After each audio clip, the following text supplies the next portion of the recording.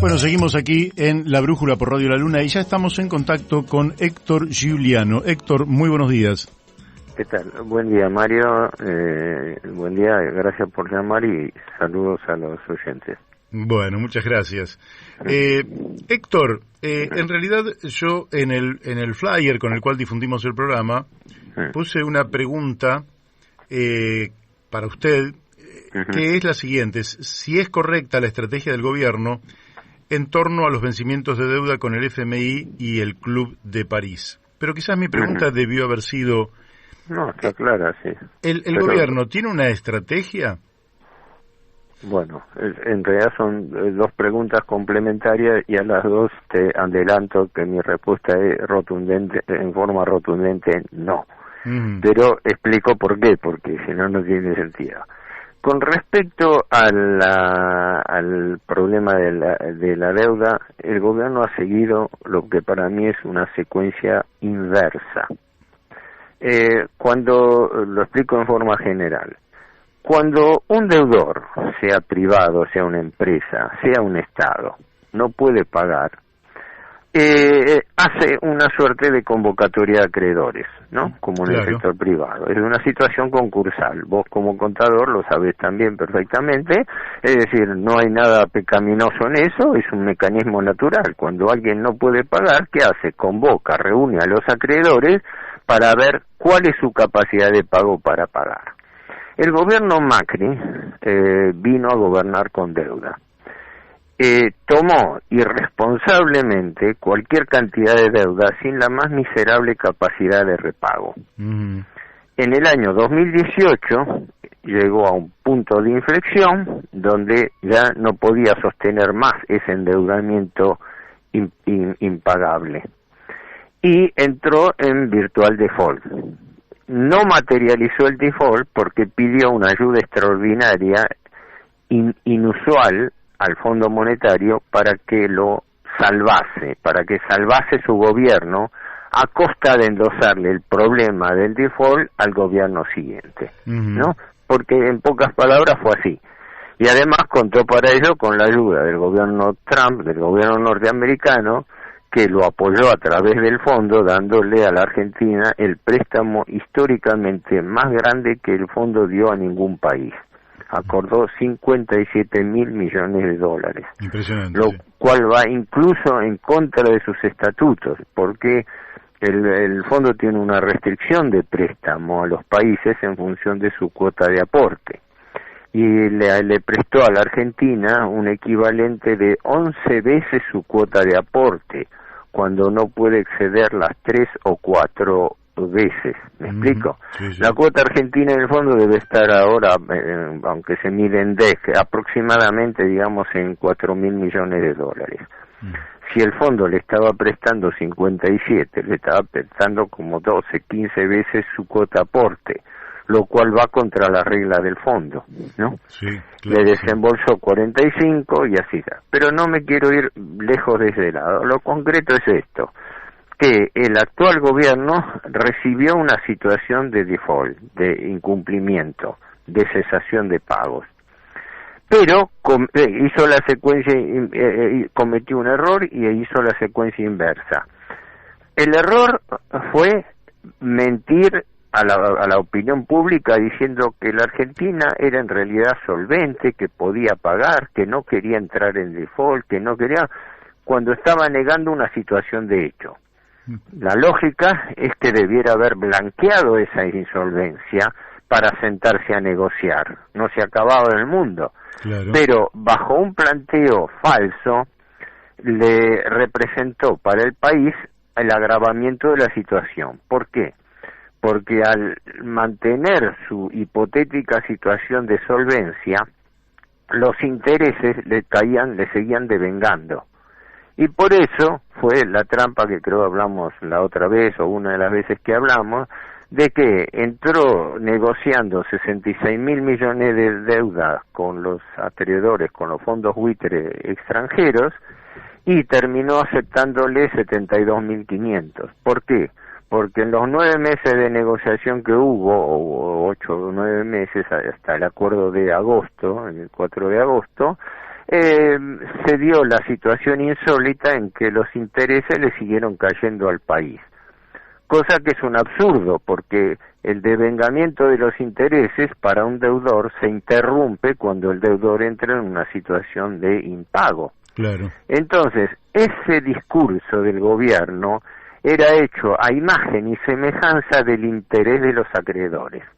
Es decir, el gobierno estaba favoreciendo a los acreedores y los terminó favoreciendo porque por eso aumentó la deuda, solamente con los acreedores externos unos 6.000 millones de dólares.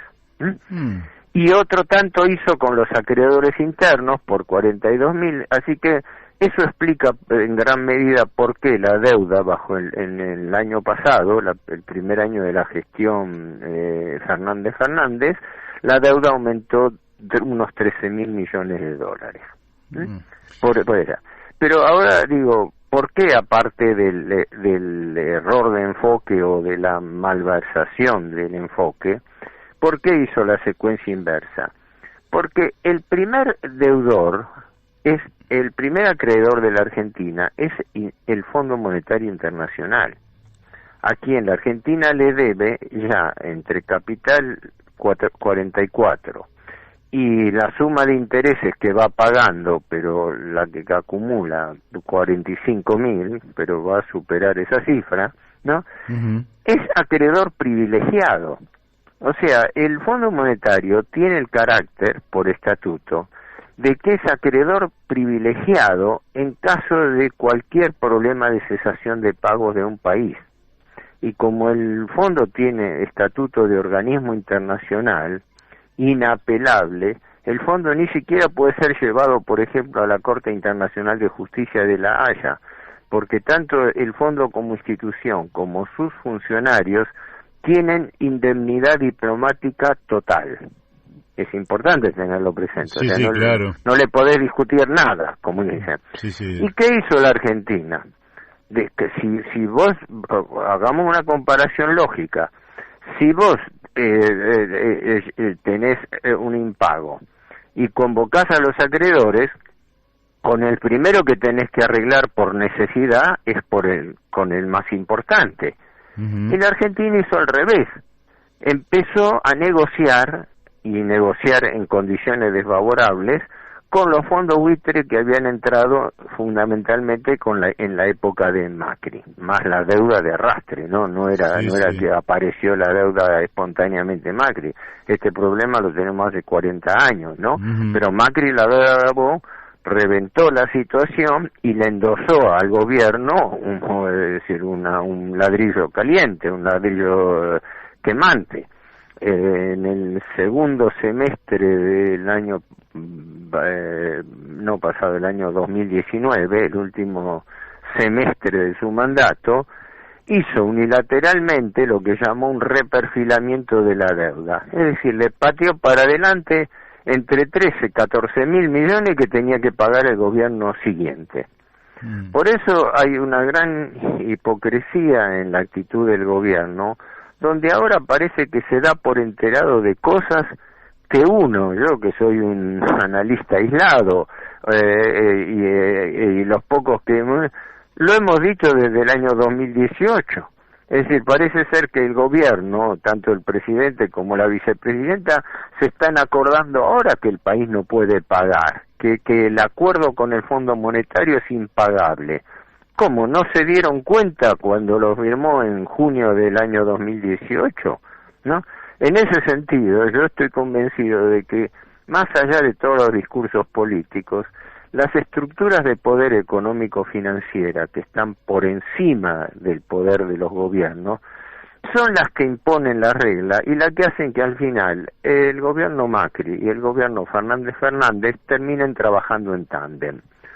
Uno armó el esquema de endeudamiento y el otro lo está ejecutando. Y lo está ejecutando en forma bastante drástica, porque está haciendo un plan de ajuste tal como lo recomendó el Fondo Monetario y lo firmó Macri en el stand-by del 2018.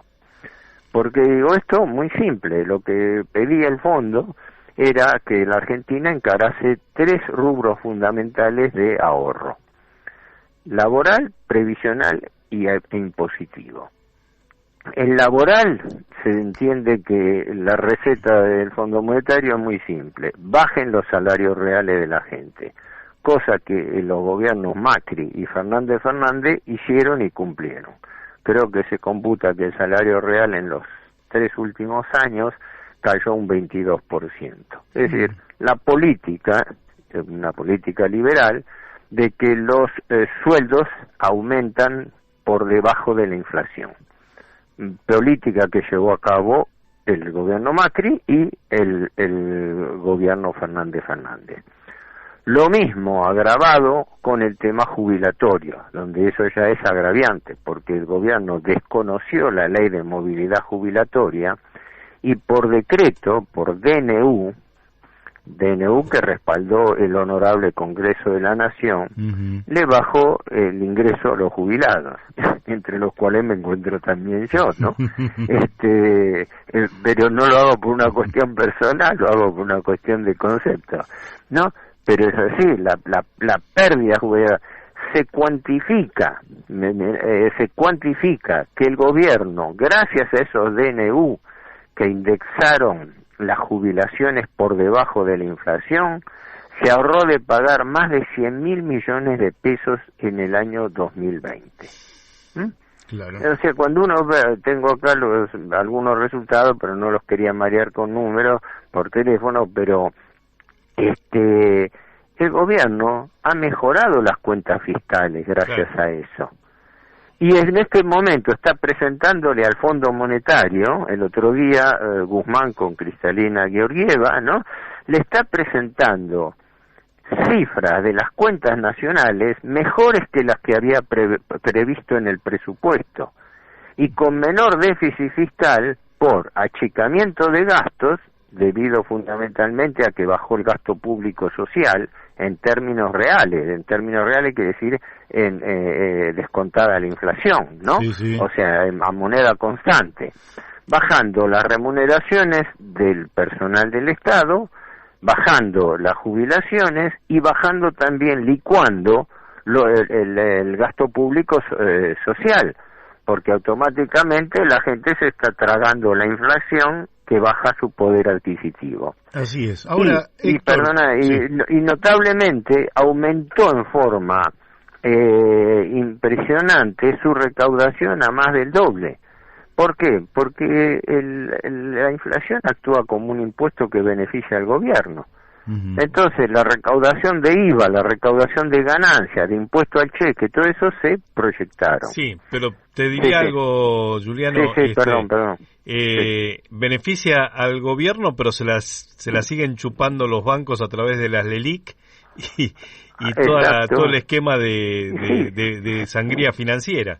Es claro, se sigue cumpliendo a rajatabla la premisa de que a la economía le va mal, pero a la finanza le va bien. Claro. Mientras todos los sectores de la economía pierden, aumento de la pobreza, aumento del desempleo, de la subocupación horaria, trabajo precario, cierre de negocios, amplificado por la pandemia, pero producto de una política de gobierno, ¿no? Reducción de gastos, etcétera, todo eso provoca una recesión que, salvo excepciones, todos los sectores de la economía pierden. Pero el sector financiero no.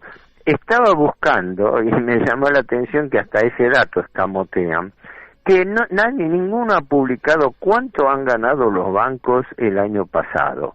Y yo encuentro entre algunos comentarios aislados, que tengo que confirmar, que con cifras a septiembre, octubre del año pasado, los bancos habrían tenido utilidades promedio, tomando los 9, 10 grandes bancos de referencia, utilidades promedio del orden del 114%. Amigo. Punto. Senza parole, o sea, sin comentarios. Sin comentarios, eso es. Por eso, y bueno, pero además, perdón, con un agravante, sí, ahí viene un comentario, me hago hacer yo, un agravante, que esa ganancia de los bancos proviene fundamentalmente del subsidio que le da el Estado pagándole 38% por LELIQ a 7, ahora 30 días, y por pases pasivos a un día que le paga el 32%. Entonces, eso quiere decir que día a día, ¿no?, el gobierno está pagando una cifra que, según como se compute en forma acumulada, devenga entre 6 y 7 mil millones de pesos por día. Y ahí incluyen también el overnight y todos esos inventos. ¿Cómo? Perdón. Incluye esto, digamos, este mecanismo que el Estado le paga hasta de noche. Exacto, que yo comenté, las letras overnight hasta claro. ese privilegio increíble de que el Estado, porque es el Estado, ¿no?, el Banco Central, le reconoce una tasa de interés a los bancos por el dinero inmovilizado en caja entre el cierre de la jornada y el comienzo del día siguiente. Un privilegio increíble que gozan los bancos. En realidad, más que hablar de los bancos, hay que hablar del sector financiero, porque los bancos manejan dinero. Lo que pasa es que manejan dinero anónimo, dinero de sus clientes que conocen solamente ellos, y que, amparados en el secreto bancario, eluden las responsabilidades, porque un banco toma depósitos a plazo fijo, o digamos al 34%, y lo coloca en LELIQ al 38%. Sí, eso pareciera como que le da a los bancos un pequeño margen de intermediación, pero hay que mirar toda la cadena de financiamiento, porque la cadena de financiamiento es que el Banco Central paga 38%. Después, cómo eso se distribuye a través de la cadena de financiamiento es cosa que no conocemos. Por eso, el anonimato es la primera regla que está manteniendo como todos los gobiernos. No sabemos quiénes son los tenedores principales de las LELIQ. Eso no es público. De eso hemos hablado, creo, en otras oportunidades. Pero es bueno reiterarlo. Lo mismo que la deuda pública. ¿Cómo? Es bueno reiterarlo. No, es bueno reiterarlo, que no sabemos quiénes son nuestros acreedores de la deuda pública, porque el gobierno los mantiene en secreto. El gobierno trascendieron y se supo que desde el fondo BlackRock hasta el Templeton, el PIMCO, sí, podemos hacer una lista de algunos fondos conocidos, porque fueron destapados más que nada por versiones periodísticas, pero no hay ni hablar de un censo de acreedores. No hay una lista de los acreedores principales con los cuales el gobierno pactó. Julián, una cosa que te quería comentar. Sí. Recién dijiste que, bueno, las ganancias de los bancos habían sido astronómicas, siderales, cifras increíbles. Una parte de esas ganancias, para mí, tienen que ver, a ver si vos estás de acuerdo, con que está bien, hay en la colocación de LELIQs, vos decís bien, se toman plazos fijos al 34, se colocan al 38, hay una comisión que más o menos puede ser dentro de los márgenes estándares del mundo financiero. Pero ellos se apropian de una masa muy importante de dinero, que es la masa, digamos, que de los depósitos corrientes, en las cuentas corrientes y del movimiento activo, y esa masa se coloca en el LELIQs, y ya, digamos, esa masa sobre la cual no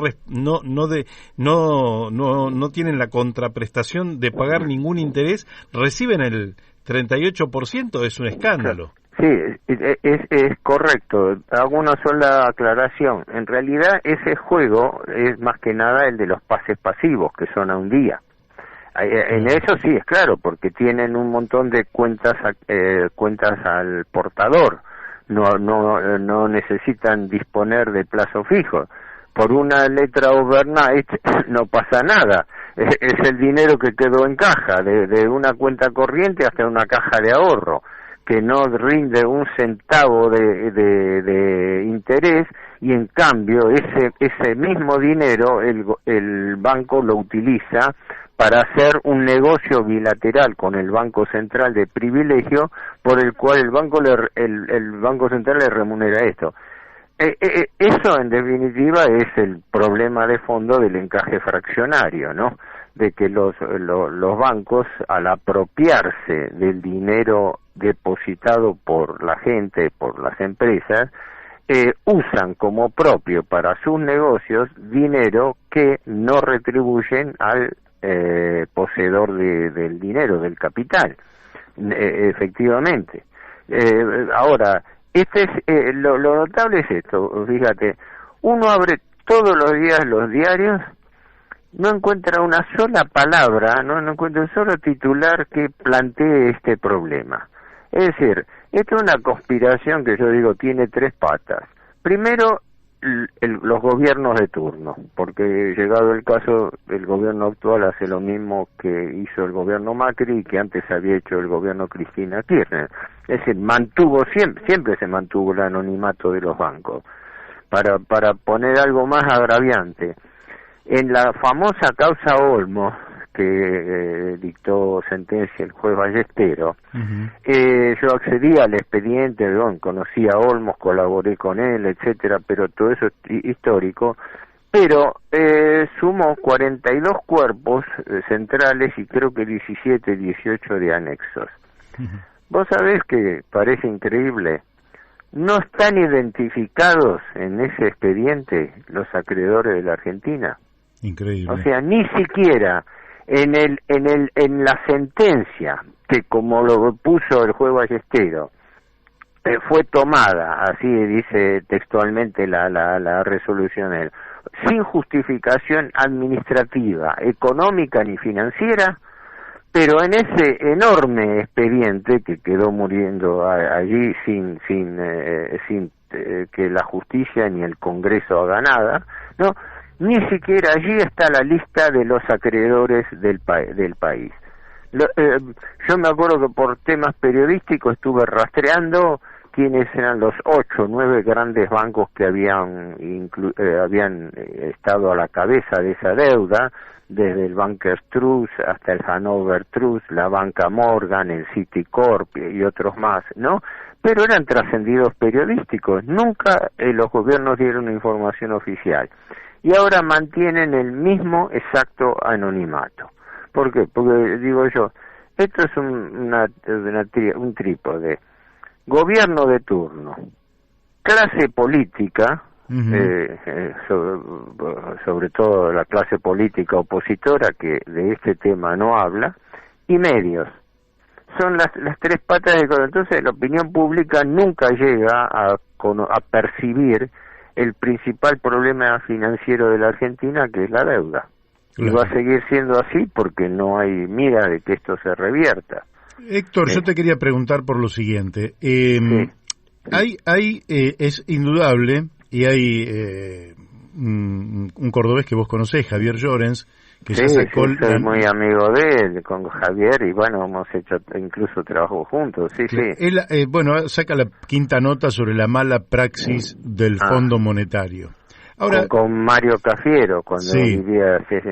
Sí. Ahora bien, mala praxis que uno siempre, lógicamente, sospecha que cómo puede ser que gente común pueda entender que lo que se está haciendo está mal y técnicos egresados de las mejores universidades con posgrados no se den cuenta, contratados por el fondo como mentes excelentes y no se dan cuenta de que están llevando adelante una mala praxis.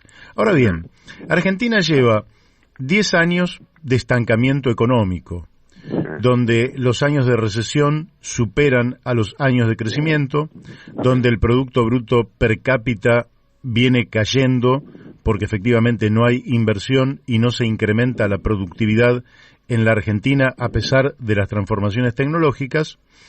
Y sobre ese cuadro, donde efectivamente este fenómeno se traduce en indigencia, pobreza, desocupación, etcétera, etcétera, lo que se le ocurre a estas mentes brillantes es un ajuste contractivo, es decir, que los que ganan poco, que son los jubilados, ganen aún menos, que los salarios que vienen deteriorados por décadas se reduzcan aún más.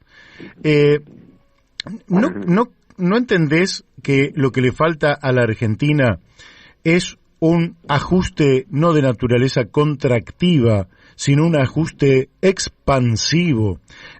Es decir, que se le plantea a los acreedores, por ejemplo, la situación, además de un arreglo particular con ellos, que se le plantee a los acreedores un espacio de tiempo a partir del cual la economía argentina tiene que empezar a crecer para poder afrontar incluso aquellos requisitos o aquellos pagos que sean legítimos y legales y salir de esta situación contractiva, porque en última instancia lo que va a ocurrir es que este año, por inflación, etcétera, la recaudación impositiva es mayor, pero si la recesión se prorroga, también va a caer en algún momento la recaudación impositiva y vamos a entrar de nuevo en una crisis fenomenal. Bueno, a ver, primero, el gobierno no se equivoca. A lo sumo puede ser víctima, pero de todas maneras el gobierno, como los demás, son cómplices de los acreedores. Así que cuando hay que razonar estas cosas hay que razonarlo según quién manda. Quien manda, que son los acreedores, lo que quieren es endeudar al país y mantenerlo endeudado. Entonces, los gobiernos hacen lo que mandan los acreedores, es decir, un esquema recesivo con más endeudamiento. No nos olvidemos que la deuda sigue creciendo. Claro. Y está creciendo todo el día. Mira, esta semana tenía el dato por acá. El mes de junio cerró, y lo peor es que la noticia, creo que del diario La Nación lo presentaba como laudatorio, ¿no?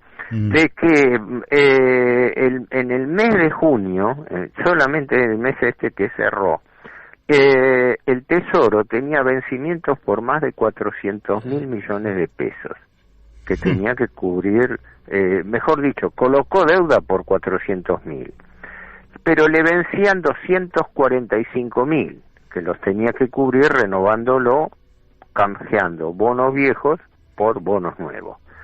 Pero al tomar en total 400.000, 402.000, subió la deuda en 158.000 millones de pesos, solamente en el mes de junio, ¿no? Y lo burlesco de esto es que la noticia era presentada en términos positivos, diciendo que era una exitosa colocación de deuda que demostraba la confianza de los acreedores en el país. Ahora, los acreedores le siguen prestando a un país que no puede pagar un centavo, que no tiene un dólar partido por la mitad, y los medios lo ponderan eso como un gran logro, ¿no? Como diciendo, mire ustedes qué bien.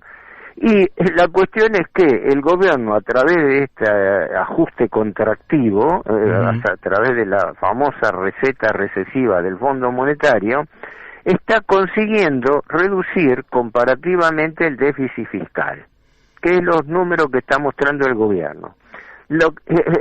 El mismo gobierno que está vendiendo la imagen de tener una actitud confrontativa con los acreedores. Para decirlo en términos muy groseros, a ver si estás de acuerdo, sí. La Argentina sigue endeudándose, digamos, cambiando o recibiendo papel pintado contra sus riquezas y contra la capacidad de producción de sus habitantes.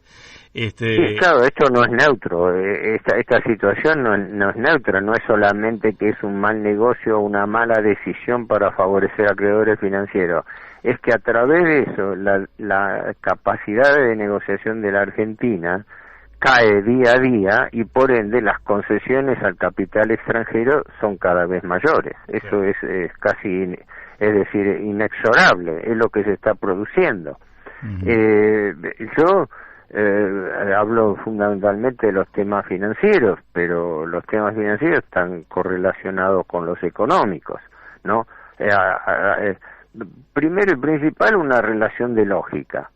¿Quién va a venir a hacer una verdadera inversión productiva en la Argentina cuando tiene la ventaja de que trae capital especulativo, lo coloca y el propio Estado es el que le paga un 38% de interés? Parece ridículo después ir y decir que se necesita. La secuencia lógica, volviendo a lo que vos decías antes, es pedir a los acreedores que permitan al país pagar con crecimiento, ¿no? Eso se viene diciendo ampulosamente de la época de Alfonsín, ¿no? Néstor Kirchner había dicho, dice, no estrangulen para matar la economía porque los muertos no pueden pagar. Sí, toda esa fraseología ya hace décadas que la venimos sintiendo. Pero la realidad es que a los acreedores financieros se le paga y a los acreedores productivos no. Y los salarios no suben, sino que bajan. Entonces se está produciendo una gran redistribución de la riqueza nacional, donde la concentración económica no solamente se acentúa, sino que se polariza cada vez más en el sector financiero, más que en el sector productivo. Entonces, desde ese punto de vista, sería ingenuo pretender que los acreedores aflojen las condiciones, porque justamente la lógica del acreedor usurero, lo que siempre digo, es no que el deudor le pueda pagar, sino al revés, que el deudor no le pueda pagar, porque de esa manera eterniza las deudas, que es lo que está ocurriendo. Todo lo que está haciendo el gobierno se reduce a una sola política: patear para adelante, ganar tiempo, pateando para adelante todos los compromisos. Esa es su política. Y encaró su negociación con los fondos buitres, ahora lo ha hecho con el fondo, con el Club de París, y sigue estirando supuestas negociaciones con el Fondo Monetario, que yo digo que no existen. Porque, ¿qué es lo que se está discutiendo con el Fondo Monetario hace más de un año? No hay nada que lo explique. Es simplemente que el gobierno, mientras enmascara que está negociando y discutiendo con el Fondo Monetario, mientras tanto está haciendo en forma encubierta el ajuste que el Fondo Monetario le pide. Porque, ¿cuál es el motivo racional por el cual el gobierno espera tomar decisiones después de las elecciones? No tendría sentido, porque ahora tiene más poder que el que probablemente tenga después de las elecciones. Así es. No es que necesita un apoyo político, la supuesta fortaleza política con votos parlamentarios la tiene ahora, que el Congreso le aprueba cualquier cosa. Y sin embargo, argumenta o se vende la argumentación de que el gobierno está pateando las cosas para después de las elecciones. Eso es un verso para dilatar decisiones mientras las acciones se están tomando. Esto es una gran, a mi juicio, es una gran teatralización, tanto del gobierno como de los acreedores y de la oposición. Te quiero hacer la última pregunta. Sí. Nosotros tenemos una tasa de inflación, bueno, muy alta. Esa tasa de inflación, lógicamente, una de las palancas o de las anclas con el cual el gobierno pretende frenarla es manteniendo el tipo de cambio, es decir, el precio del dólar, atrasándolo. Sí. ¿No sentís que allí también se está produciendo una olla a presión que en algún momento incluso puede tener un impacto sobre la economía real? No, pero eso ya te lo digo desde ya, eso no necesito yo ni por autoridad nada, eso es una regla histórica. Ponerle un corsé al tipo de cambio es nada más que aumentar esa olla de presión para que en el momento que se desate produzca una macro devaluación. No solamente que siempre ha sido así, sino que yo diría, por desgracia, tiene que ser así. ¿Por qué? Porque en este momento, aunque el Banco Central no lo informa, el Banco Central está suscribiendo, no sabemos por qué montos, contratos de respaldo de dólar a futuro, lo cual es dinamita, ¿verdad? Claro, porque ya pasó 2 veces. Ya lo vimos. Lo hizo en las postrimerías de su gobierno Cristina Kirchner, que dejó una bomba de tiempo que después tuvimos que pagar nosotros, porque el Banco Central es el banco de los argentinos. ¿No? Después lo hizo Sturzenegger, y ambos quedaron sobreseídos en sendos juicios por la misma causal, y los dos evadieron las responsabilidades con el mismo hipócrita argumento: que los actos administrativos no son judiciables porque forman parte de las decisiones políticas del gobierno. Exacto, ese era el verso exacto que yo, mira, recuerdo del doctor Juan Aleman, que era secretario de Martínez Dios, sí, que fue el primero que lo dijo, creo que en el año 1983, dijo, cuidado con apelar al criterio de judicializar los actos administrativos con el tema de la deuda, ¿no? Lo dijo así como una advertencia, como diciendo, tengan cuidado porque la deuda es una decisión política y además, por desgracia, tienen un Congreso que le avala las decisiones que toma. Así que desde ese punto de vista, digamos, la peligrosidad de atrasar el tipo de cambio es una regla. Yo te lo resumo así. En ese momento, el dólar minorista vale 101 pesos y el mayorista 96, ¿no? Pero 101 pero si uno lo va a comprar al banco, lo tiene que pagar 173, creo, ¿no? Algo así. Pero esa diferencia, esa brecha que ya pasa el 80%, no es valor del dólar, es impuesto que recauda el gobierno. Sí. Entonces, ahí está habiendo, a mi juicio, un doble problema. El problema de un atraso cambiario y el problema de una especulación tributaria. Porque ocurre que ese impuesto que impone el gobierno es en realidad para empardarlo con el dólar blue. Claro. O sea, el gobierno fija un dólar a 100, pero como en el mercado negro, que es el que manda, está en 163, 170, un mercado que el mismo gobierno dice y es ilegal, pero cuyos datos se publican todos los días en los diarios. ¿Qué ocurre? Está generando un doble conflicto. Primero el retraso cambiario y después el hecho de que está sobrecargando el dólar con un impuesto convencional a la compra de dólares. Pienso que a lo mejor el gobierno aspira a que después de las elecciones, por eso tanta mención, pueda hacer una macro devaluación tratando de poner el dólar a un valor intermedio y que entonces está haciendo todo el ajuste necesario para que el impacto no se le vaya a tener que blanquear el dólar blue. Pero eso es una especulación, no bueno, hay elementos. Héctor, lamentablemente por razones de tiempo hasta aquí llegamos. Para nosotros es un gusto escucharte y aprender de vos. Espero haber sido útil. Sí, con toda seguridad. Con toda seguridad. Seguimos en contacto. No seguimos en contacto, Héctor. Muchísimas gracias. De nada, suerte, buen día. Buen día. Adiós. Bueno, hemos hablado con Héctor Giuliano, el mayor especialista en tema de la deuda externa,